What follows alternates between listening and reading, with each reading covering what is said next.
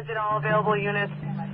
Respond Union Street in the area of 14 for our structure fire. Attention all units. All available fire units. Respond Union Street in the area of number 14 for a structure fire. Reports of people inside. Engine 2 responding 26 Union Street. Reported structure fire. Everyone is out of the house. Show you responding at 159.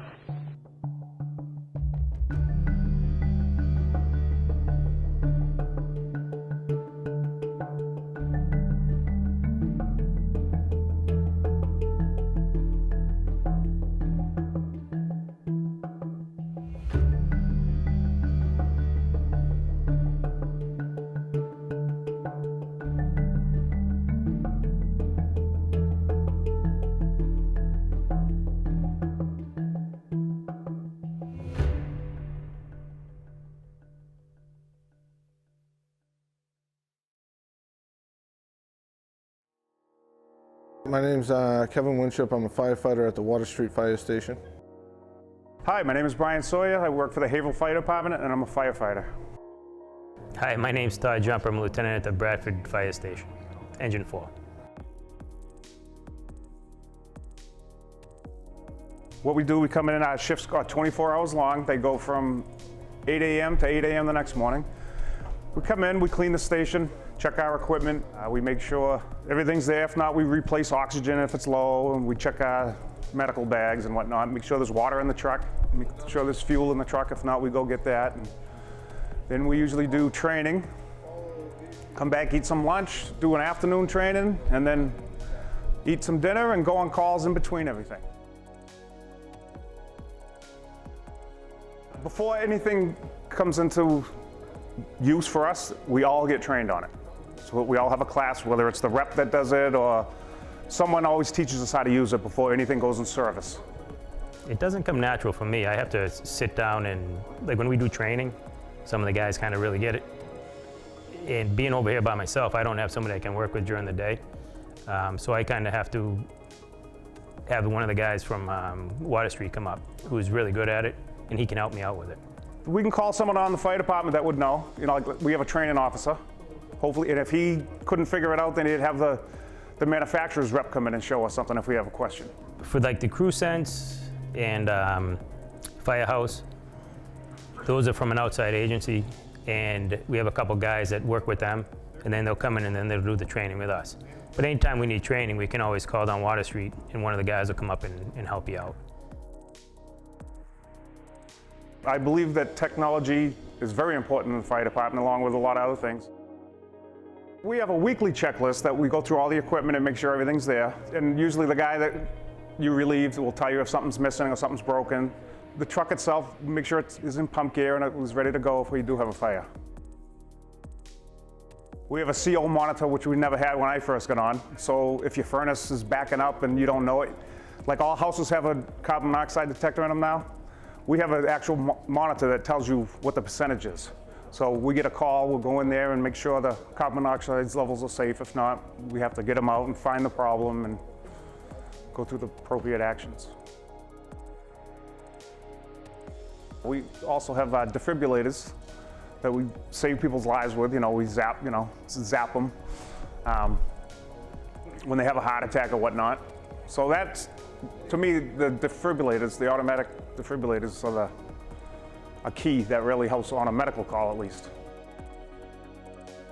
If we're doing search and rescue, we can use thermal images to locate victims or use it for finding hotspots in different buildings. But the ones that, when I got hired, they were like old and outdated, so now we have ones that are a lot better. So they work better, you can see better with them, whether you're looking for a victim or other things.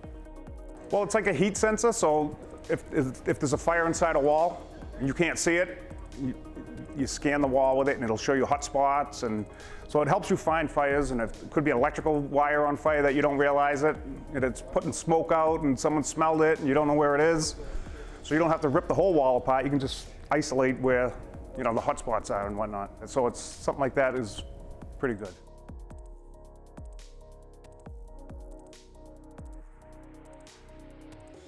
So in the front cab of the truck, the lieutenant has the incident view iPad, And it's something that we've really just got into in the last year or so, and it's kind of continuing education for us. The maps give you an overview of the entire area. It allows us to know where hydrants are, streets. It helps with apartments. Apartment buildings can be numbered. We can figure out where standpipes are, fire department connections, lock boxes, even on individual homes that have key locks, Knox boxes. We can set those up on there. We can set up, say if somebody has a keypad to get in the house, we can put the keypad numbers in. It also allows you to see the direction that the other trucks are coming in. So if you want to, instead of bunching all the trucks up in one spot, you can look at them and you can figure out a different area to go or a different way to go so that you don't get all backed up in, on certain smaller streets. When I was on the ladder truck a few years ago, the technology would help me because I'd be able to, that truck's being so big, you don't want to go down smaller streets.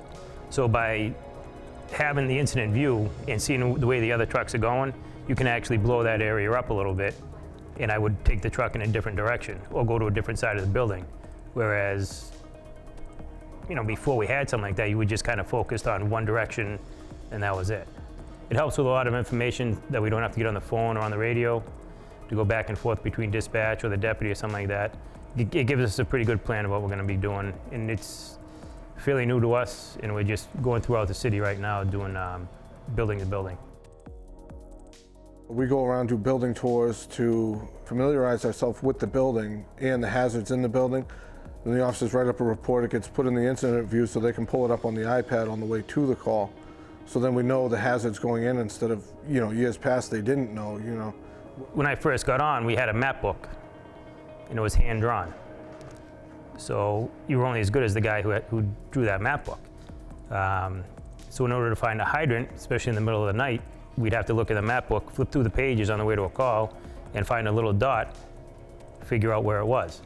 So now when we go on a call, we have our pad, we have the streets. There are two different views you can do. You can do a, it's like a street view where there are no homes, they're just little blocks, and they'll have the hydrant, or you can do a, I think it's a satellite view.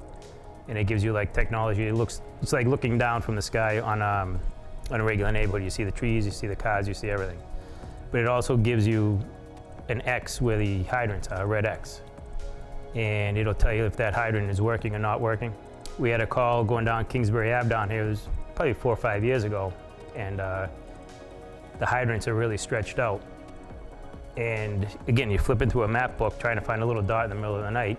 And when you get older, you can't see that good at night. And there was a car parked in front of the hydrant and we missed it.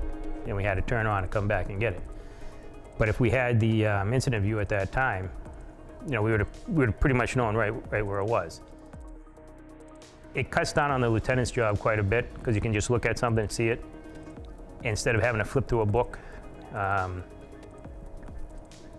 The more technology we get, it makes the job faster and safer, I think.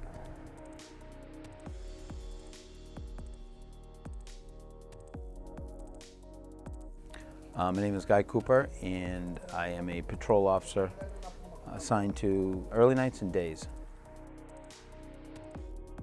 When the initial call comes in, the 911 call comes in, we answer it on the police side. Fire departments sit behind us. They listen in, or they call it barging into the call, so they listen into the call. If the call is a police matter, the fire department just stands by, listens.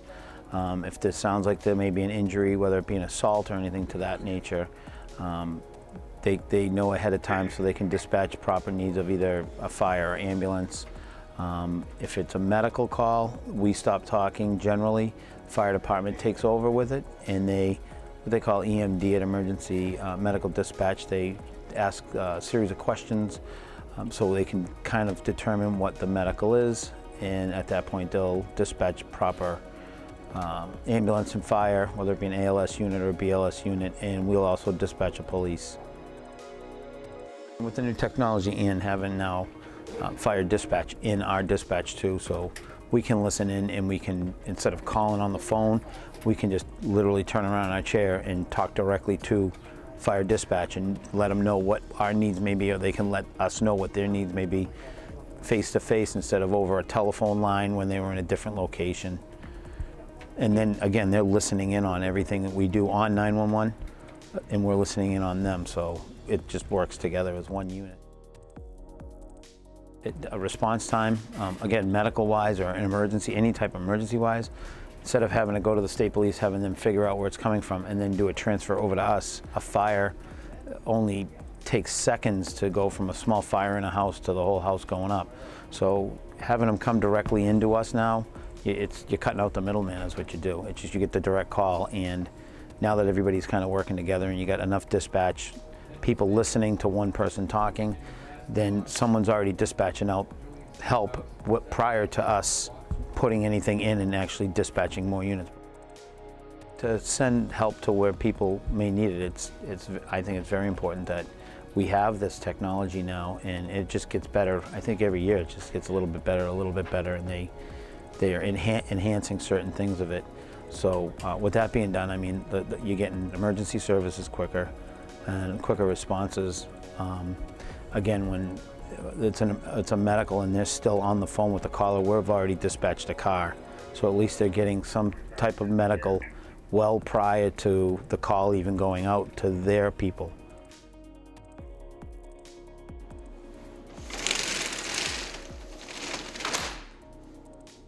Yeah, the more technology we get, it makes the job faster and safer, I think. Technology is getting better and better, and it's safer for us the better technology we have. The more information you have on any given call is better for everybody, for the total outcome, for safety and everything.